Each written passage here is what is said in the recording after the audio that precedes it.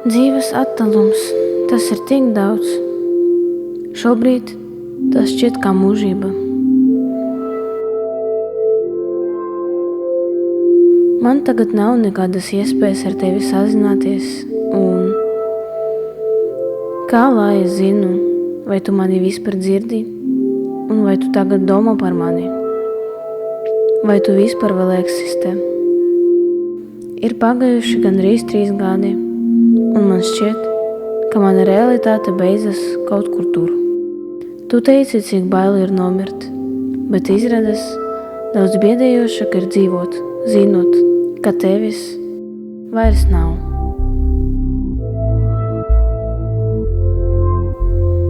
Kāpēc?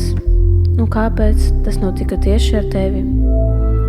Kāpēc es joprojām redzu tevi un tavu siluetu svešos cilvēkos? Kāpēc, izejot ārā, mana galva uzplīksni kadri un domas, ka tie varējām būt mēs?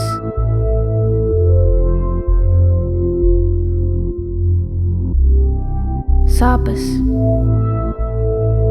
liktiņa zīmes neesamība. Man nepienāk nejaušas ziņas no tava veca numura. Es neredzu sakrītības, es neredzu brīnumus. Šeit nav ne dieva, ne ticības, kas man pateiktu, vai tu tagad vispār esi laimīga. Es neredzu nevienu pierādījumu tam, ka tu vēl kaut kur esi. Sapņi ar tevi man gandrīz nav, un vai es gribu viņus redzēt ar tevi vispār. Tavas nāves diena es ilgi nosēdēju kapņu telpā, pie atvērta loga, un skatīju zvaigznes, ticot, ka tu esi kaut kur tur. Man vairs neeksistē nekādas citas dimensijas, un zvaigznes ir tikai debes ķermeņi. Es domāju, ka tu mani sadzirdēsi. Es nedusmojos uz tevi. Es dusmojos uz to, ka viss izvērtas. Viss varēja būt citādi. Pēc tevis viss izmainījies. Mēs šeit vairs nav. Vai cilvēkiem ir vieta, ko viņi varētu saukt par mājām? Lielākā daļa atbild nē. Kāds nosauc dažas vietas, bet es vairs nezinu, ko man atbildēt. Agrāk es būtu teikusi, mūsu dzīvoklis Matīs iela, bet pēc tavas aiziešanas man šķiet, ka man vairs nav atbildes. Tu biji daļa no manam īstajām mājām, un it kā viss ir savas vietas, it kā dzīvoklis ir tas pats, bet mājas bez tevis vairs nav mājas. Es kāpju uz 5. stāvu, tā ir kapņu telpa, kur iebruka pagrabs. Mitruma smarža un augstums neatkarīgi no gada laika. 12 pakāpieni viena laiduma un 10 otrā. Mēs to saucam par 5. stāvu, lai gan patiesībā mūsu dzīvoklis bija starp 3. un 4. stāvu. Elpas trūkums vienmēr sākas pēdējā kapņu posma, pirms mūsu dzīvokļa.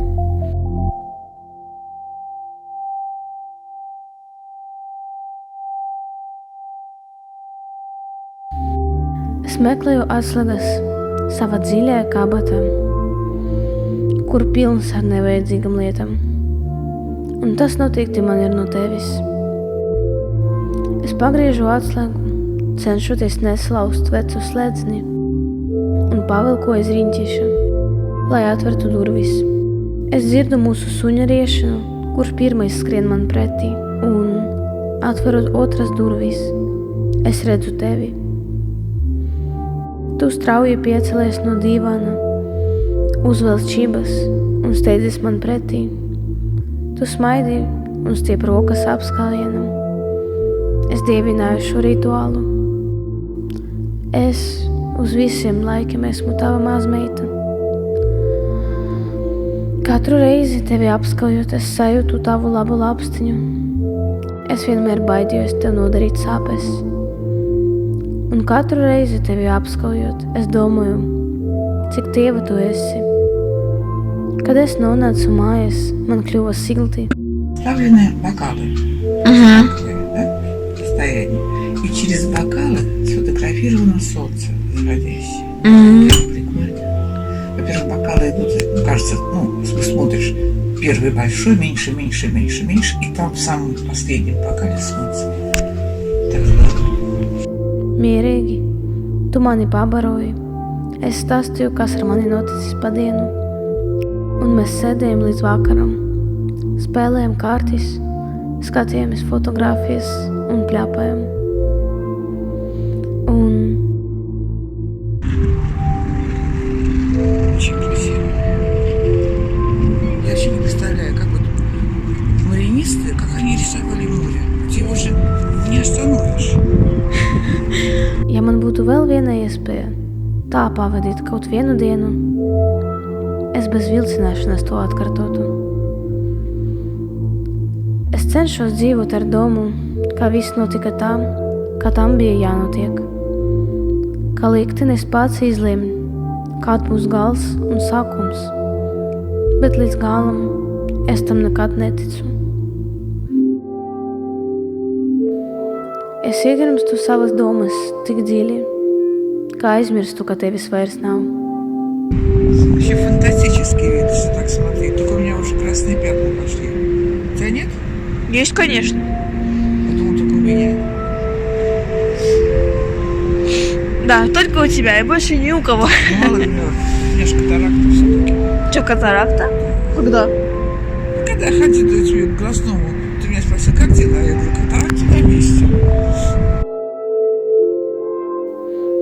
Es rakstīšu tev vēstules zinot, ka tu tas nekad nesaņemsi. Es nekad nelīdīšu tevi prom no savas galvas. Es atgriezīšos mājās, bet tagad jau tikai galvā. Un es atkal kāpšu uz savu 5. stāvu un zināšu, ka tur tu mani gaidi. Kā es atnākšu un tu mani apskausi un pasmaidīsi. Un tā nebūs mūsu pēdējā reize, jo tu esi manā galvā, jo tu esi šeit.